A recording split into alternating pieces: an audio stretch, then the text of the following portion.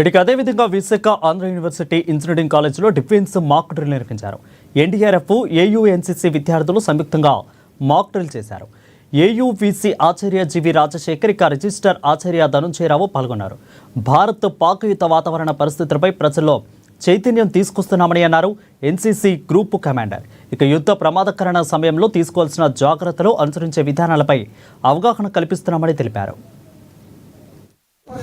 Proper టైంలో హాస్పిటల్స్కి ఎలా తీసుకుని వెళ్ళాలి, ముఖ్యంగా యాక్సిడెంట్స్లో బ్లీడింగ్ అది అవుతుంది, బిల్డింగ్స్ ఏమైనా కొలాప్స్ అయినప్పుడు, వార్ సిచ్యువేషన్లో బ్లీడింగ్ వల్ల చాలా మంది చనిపోతూ ఉంటారు. దాన్ని ఎలా అరికట్టాలనే డెమో ఇచ్చారు. చాలా చక్కగా ఉపయోగపడుతున్నాయి.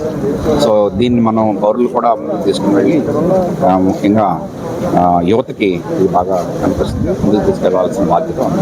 సైరన్ ఎలాగా బిహేవ్ చేయాలి, ఏ టైంలో సైరన్ వస్తుంది, మెడిసిన్స్ ఉంచుకోవటం, ఫుడ్ ఇవన్నీ 30 days, 1 month or 2 months ఎలా స్టోర్ చేసుకొని, సో అందరూ పవర్ లేనప్పుడు ఏం చేయాలి, ఎలా చేయాలి, ఇవన్నీ ట్రైన్ చేస్తున్నారు. సిపిఆర్ కానీ, ఫైర్ కానీ, హ్యాండ్లింగ్ ఆఫ్ క్రిటికల్ సిచ్యువేషన్స్, వీటిని వచ్చినప్పుడు ఎలాంటి సిచ్యువేషన్స్లో అయినా సరే ఒక మాక్ డ్రిల్ కండక్ట్ చేసి అందరికీ అవేర్నెస్ క్రియేట్ చేస్తారు. NCC students as well as civilians యూనివర్సిటీలో. సో వీళ్ళందరికీ ఎందుకు ఇలా ట్రైన్ చేస్తున్నాం అంటే, మాకు ఎన్సీసీ స్టూడెంట్స్ డిఫరెంట్ డిస్ట్రిక్ట్స్ నుంచి వస్తారు.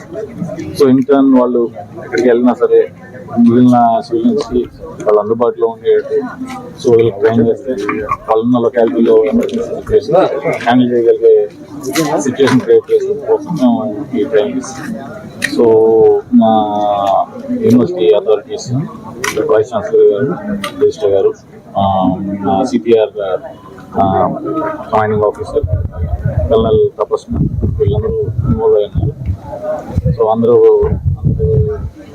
ఉన్న సిచ్యువేషన్లో ఈరోజు ట్రైనింగ్ జరుగుతుంది.